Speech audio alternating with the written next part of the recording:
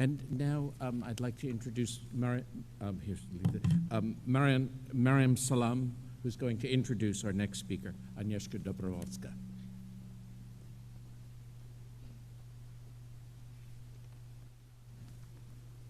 Good afternoon, ladies and gentlemen. First of all, I would like to personally welcome you to Rivers of Paradise Symposium. Every once in a while comes along a different kind of person with a different, unique vision, and that is the case of the following speaker. My name is Mariam Salam, and I'm a freshman at VCU Qatar. Today, I'm very proud to present an honorable guest who made a difference in my home country, Egypt. She didn't only spend numerous years in Cairo working on archaeological and conservation sites, but written books relating to them as well. She is the well-known author of Muhammad Alipasha and his Sabil, Heliopolis, Rebirth of the City of the Sun, The Building Crafts of Cairo, A Living Tradition, as well as Living Stones of Cairo. Her books aren't just simply written. They're adorned with fine quality color photographs before and after restoration, as well as various stages of work in progress. Her accomplishments didn't just stop there. Agnieszka Dobrowolska directed a number of architectural conservation projects in historic Cairo for the American Research Center in Egypt. She volunteered her time and expertise, along with raising $63,000 to help restore a scattered mosque across Cairo. So please, ladies and gentlemen, help me give a well-deserved welcome to Agnieszka Dobrowolska.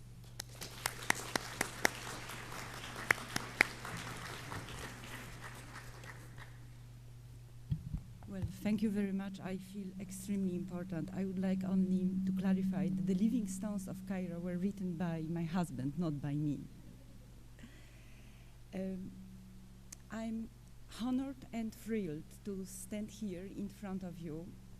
Thank you very much, Jonathan and Sheila, for inviting me. I don't know why do I deserve it. And also, I would like to extend my deep thanks to the organizers and the host. I really feel privileged to speak here today. I'm presenting you a talk, Architecture as a Message, and actually this is a brainchild of my husband and me together. I did the conservation project, but the results the results of our talks, the results of our thoughts are presented here. And because this symposium has such a poetic title, and we heard so much about poetry this morning, I would also like to start with a poetic verse. Let me quote: "A Sabil came into being. What could compare with it, unless a fountain of paradise should arise here?" End quote. These verses are carved skillfully on the facade of the Sabil of Muhammad Ali, and they are written by an anonymous poet to praise the foundation of the Sabil. And the subject of my talk today is the significance of the building in Cairo, located right in the heart, oh gosh, it's moving, I'm sorry, right in the heart of the medieval city, just a block away from this magnificent city gate, Fatimid Bab Zuwayla.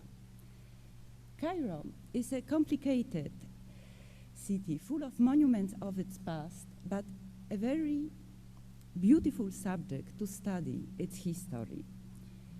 It is also a very big city, very confusing and difficult to understand and interpret at the various stages of its history, starting from the very ancient times, like the pyramids that you can see here, over there, through the later stages, and until today, very confusing and busy metropolis.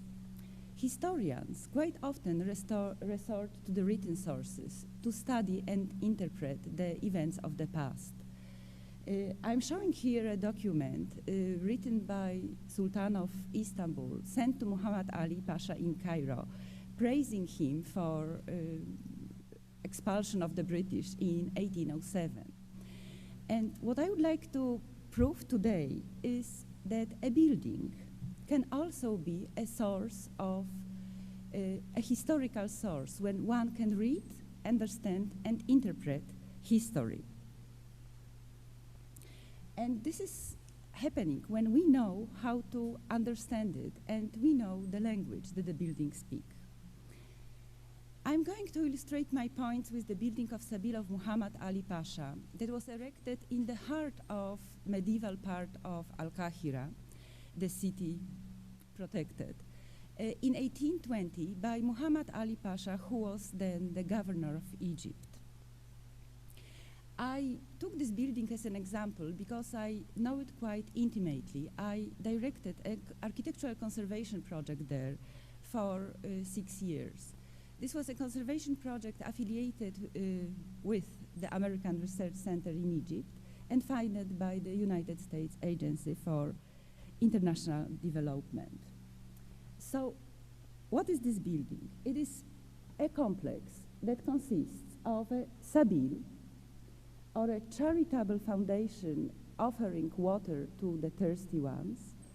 Therefore, there is an underground cistern, which is an extremely big structure, and it was capable to hold so much water that during 1 year, an average of 1.5 million cups could be distributed from this Sabil.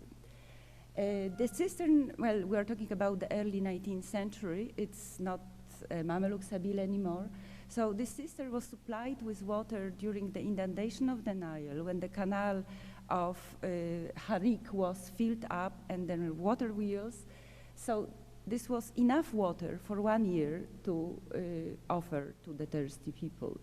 And in the side wings, an elementary school was housed.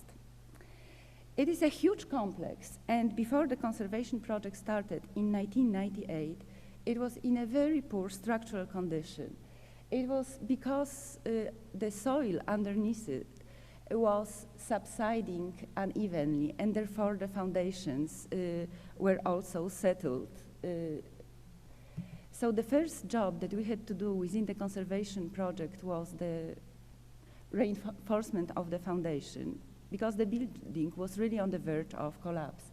And I'm not exaggerating here, because the cracks that were appearing, they were quite dangerous, and they were moving, they were opening in the ratio of a few millimeters per month.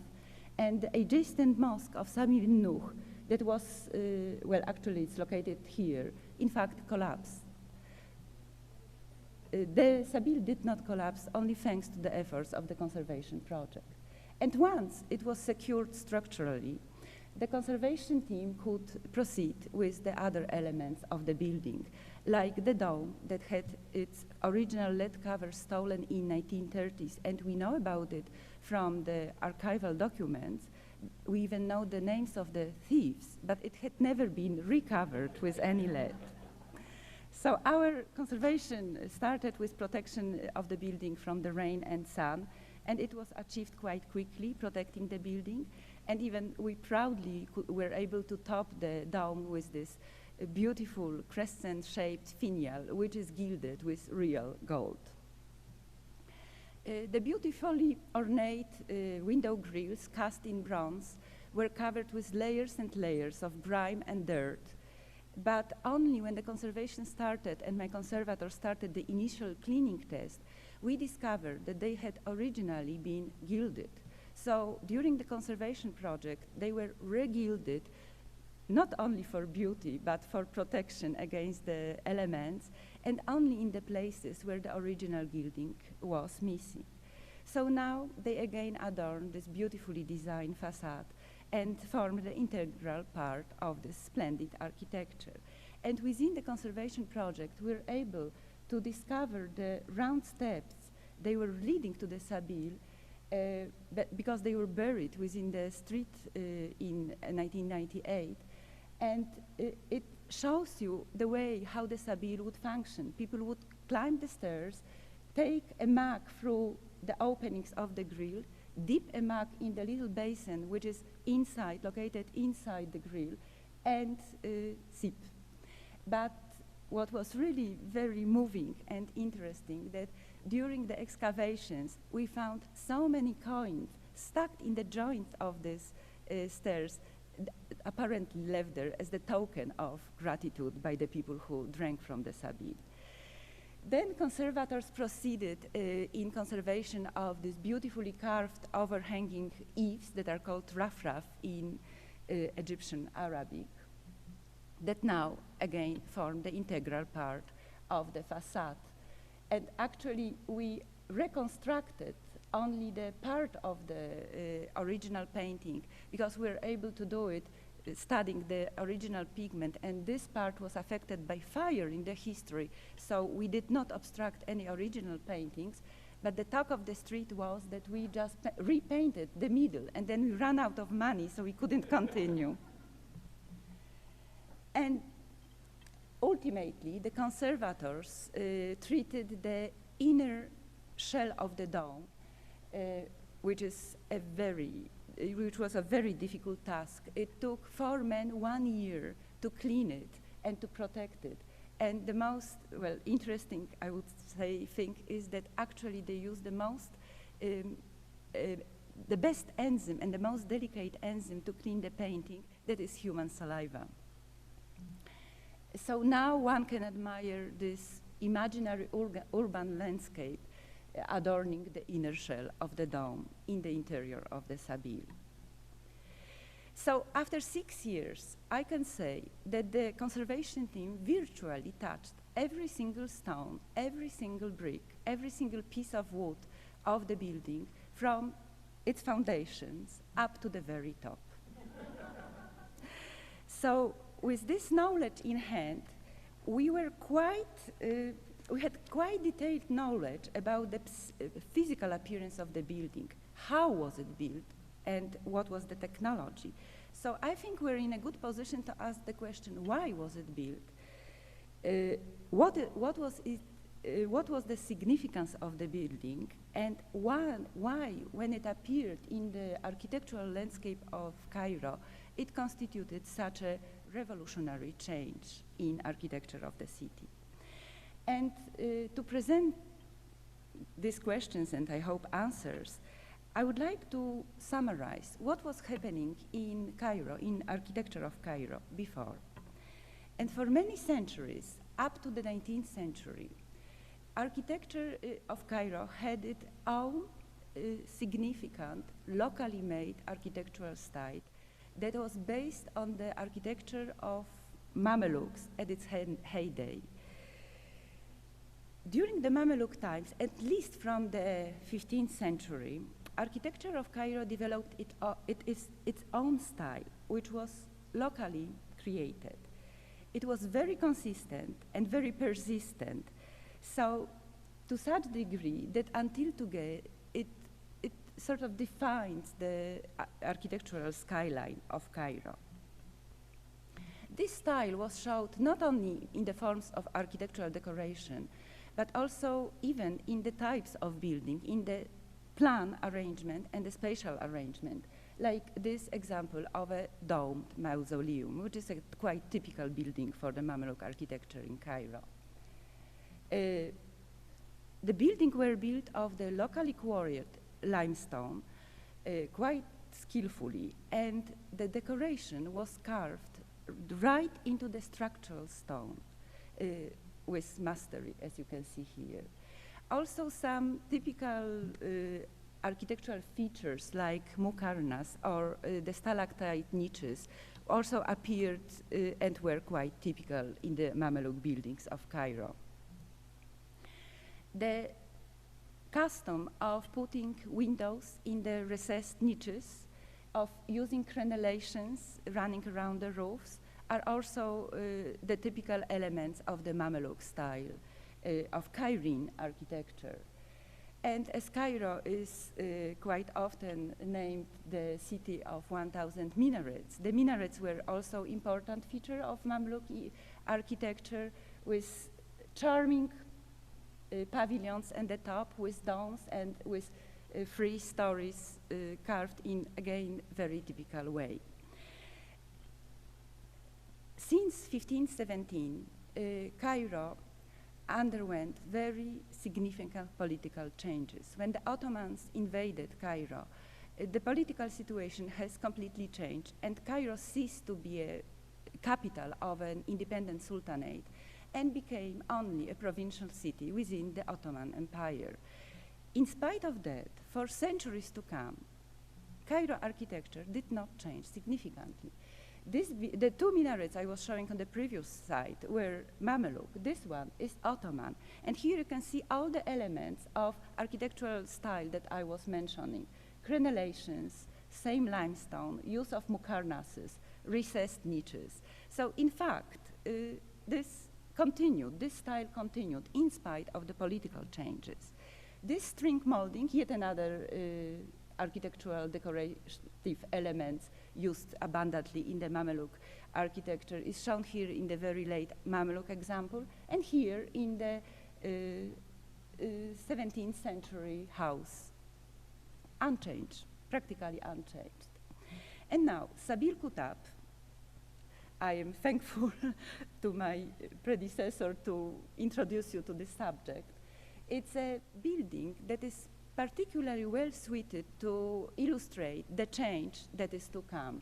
I will repeat very briefly. Sabil, a charitable foundation serving water to the thirsty one, surmounted by a kutab, and this combination of a Sabil and a kutab of an arcaded loggia surmounted the Sabil, it's a feature, architectural feature, which is unique to Cairo. You cannot find this combination elsewhere. The Mameluke Sabil kutabs again then functioned in a similar way as I was describing in the case of Sabil of Muhammad Ali. People would just climb the stairs, have a parapet, dip the mug in the basin inside the windows, and have an offering of water. They were so typical feature of Mameluke architecture that they actually defined the architectural landscape of the city, and they also attracted some artists. Like this lithograph was made by a Scotsman, David Roberts, who traveled to Cairo in 1838. But when the Ottoman times came, the Ottoman Sabil Kutab is practically identical with the Mameluke one, featuring again the rectangular windows for offering water and the arcaded loggia placed above it. So one can say that Cairo has a unique character in every sense, not only architecturally, but here on this lithograph you can see different periods of Cairene architecture, from Ayyubid, early Mameluke, late Mameluke, and Ottoman, where the Ottoman Sabil Kutab is identical with its Mameluke predecessor, blending graciously into one street that defines the character of Cairo. And now it would be, I think, worth to have a glimpse what is happening at the same time in the capital, in the imperial city of Istanbul. And from the first glimpse, one can see that it is a completely different architecture, inspired by completely different forms and using completely different architectural building materials, with the predominant use of marble. Even the word marble in most European languages comes from Turkish. And predominant use of domes covered with lead. So we have a different character, a different color, and different appearance. In Istanbul, the most popular architectural form for offering water as a charity, it's not a Sabil, it's a water fountain called Çeşme, and as you can see, they are quite popular and still in use within the city until today. Mektep, or an elementary school, was not affiliated with any architectural form offering water. It was an independent building, that served its purpose, but was not combined with the Sabil as in Cairo. But they had Sabils in Istanbul as well. And from early on, they were built, clad with marble, covered with dome, with lead. And this example is designed by the master builder, Sinan. So during the centuries, their architectural form and especially decoration evolved, going into the Ottoman Baroque direction. So it can be said that for 3 centuries, within the Ottoman Empire, we have two independent styles of the Ottoman Sabil Kutabs, one in Istanbul and one in Cairo, which is based on the Mamluk architecture. But it is quite natural that Cairo, being a provincial city within the Ottoman Empire, got the influence from the capital. So the styles started to merge. And this beautifully carved decoration in marble is photographed in Istanbul, and this one in Cairo. This Sabil Kutab belongs to a group of buildings erected in the middle of 18th century, where this Turkish influence made itself visible. The building is clad with marble, featuring the Ottoman floral motifs, but it is overimposed on the typically Mamluk composition, where the window is put in a recessed niche, where the side facades are still deeply in the Mamluk style executed in limestone. But most importantly, this is still a Sabil Kutab, a building type unique to Cairo. This Sabil belongs to yet another group of Sabil Kutabs that were built, erected directly in the name of the Sultan of Istanbul, of the Sublime Porte. And again, they are decorated with marble, featuring the decoration that was influenced by Turkish architecture, featuring the tugras, or the emblems of the Sultan. But as you can see, and this one has a bowed facade, which is a novelty, but still the side facades are executed in limestone, featuring the Mamluk characteristic, and most importantly, it is a Sabil Kutab. And quite marginally speaking, this is my next conservation project that I'm going to start soon. This bowed facade may look very Istanbul-like. It has even the features like the water, the cheshme, the wall fountains here. And it has even tiles. This is yet another Turkish influence.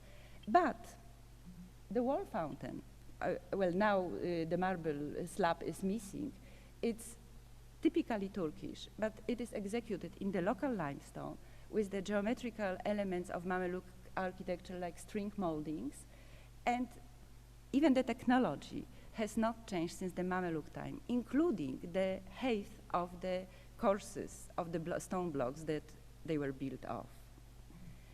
So for now, in the 18th century, we have in Cairo a very hybrid architectural style, combining both geometrical elements of Mamluk architecture carved in local limestone with the floral, flamboyant elements imported from Istanbul, usually carved in marble. But most importantly, we still have the same kind of building, the Sabil Kutab. There were many of them built by the end of the 18th century. This one, it's still very Mamluk in its tradition. It was built in 1796, and a woman who built it not only witnessed, but took an active part in the political events that were to come. 1798, Napoleon Bonaparte invaded Egypt with his troops, bringing freedom and democracy to the country. But, well, first Napoleon left, secondly the army has left quite soon, so there was a turmoil time and the political vacuum. So in 1805, Muhammad Alipasha enters the political scene.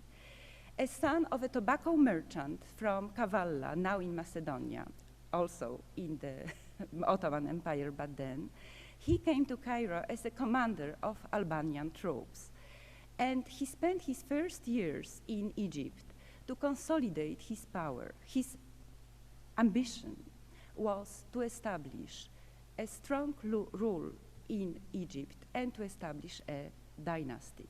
So within the first years, and he was quite alien in the Sublime Porte court, as well as he was a stranger in Cairo. So he built his power on his family and his acquaintances from Kavala. And after a few years, he achieved his goal. And in 1820, where he felt quite strongly established as a ruler of the country, he built within the city of Cairo, in the very historic part, a building that Cairenes have never seen before. He puts a very bold statement by erecting this building in a very prominent location within the city, on its main street, and in the style that was completely unknown to the people of Cairo. First of all, it is not a Sabil Kutab anymore. It is a Sabil in a Turkish manner, with a dome instead of a Kutab above it. Secondly, it is built in Turkish style, in the Ottoman Baroque, in marble that was brought from Marmara Sea. We made even the chemical analysis. This marble was quarried in the Marmara Sea. Timber was brought from the Turkish woods. The bronze grills, even the door, which was cast in bronze, was brought from Turkey. Perhaps also craftsman and an architect. And what is significant here, that this style was applied not only on the front facade, as was the case in the late 18th century Ottoman Sabils in Cairo, but it was an overall uniform architectural design combining both the front facade and the side wings that are built in limestone, but they feature Ottoman architectural style, not Mameluke anymore. And most importantly, the theme of the building is different. We have Sabil with the dome, with the side wings, and pressed by the tradition of Cairo and by the needs, a school was added later, but not at a gate later after the construction of Cairo. So we are dealing not with a Sabil Kutab anymore. We are dealing with a complex of buildings featuring a Sabil and a school, and marginally speaking, this was one of the first schools not to be a kutab, that is a religious school for the neighborhood children, but it was one of the first schools in Egypt to teach the government-approved curriculum. And among this curriculum, they taught, well, religion, geography, history, but also Turkish language. And this is the first school in Cairo to teach English as well.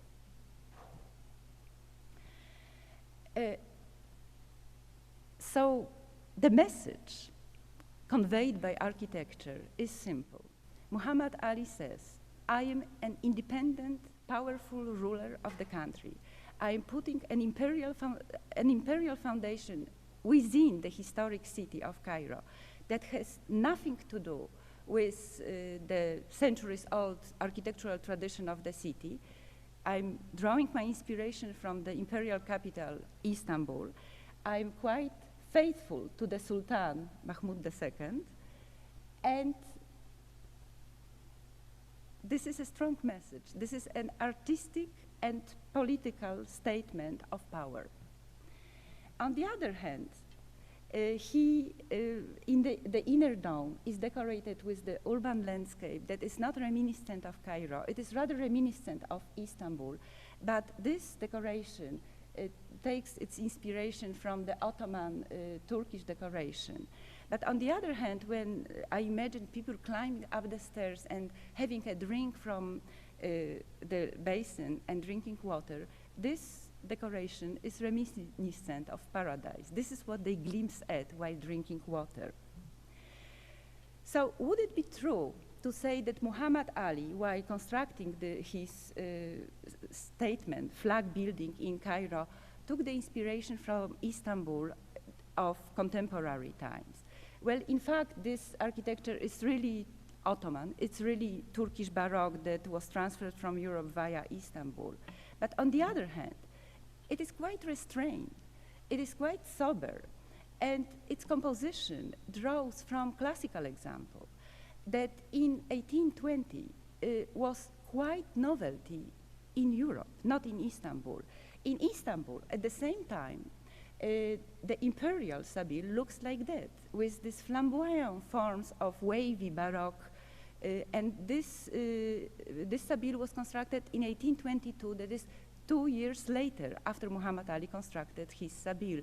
So it's clear that his inspiration, his artistic inspiration was quite modern at the time of its construction. And I believe that the same can be said about the other building, which is associated with Muhammad Ali, that is the mosque that he constructed on the citadel. And this mosque is very much a part of the everyday visual vocabulary of everybody who lives in Cairo. And when Muhammad Ali was choosing an architectural form for his mosque, he actually rejected an architectural design that featured neo-Mameluke mosque. Instead, he chose to build in the style that is reminiscent of Istanbul, but not Istanbul that was contemporary to Muhammad Ali. His ambitions were higher. He was drawing his inspiration from Istanbul of the heyday of the Ottoman Empire, of the works of Sinan and his followers. So back to Cairo, the construction of Sabil of Muhammad Ali Pasha within the city actually established a new line in Cairene architecture. There were a few similar buildings to follow, and this style was evident in royal foundation, like this one, but also in the very sober civil architecture to come. By the way, this doesn't exist anymore. It collapsed. And there were many years to come, many changes to come. Architecture in Cairo changed completely with the reforms that Hadif Ismail brought to Cairo, creating his Paris on the Nile, and actually Cairo became more European in architecture. But there were times where Mameluke forms re-entered Cairo again. You can see here on this tower, again, the vocabulary of Mameluke architecture, but this is just a costume applied on a building which is built in reinforced concrete for completely different purpose and for completely different society. So once the centuries years old tradition of Mameluke architecture was broken, there was no way back. And this was the building that terminated this tradition. And well, I would like to quote one more poem from the inscriptions from the Sabil. A divine gift of blessed water makes everything in the world thrive. How astonishing how many of the gentlemen of Egypt are remembered in history for different things. But it was Muhammad Ali Pasha alone who built this glorious Sabil that provides blessed water. Thank you very much. And you can learn more from this.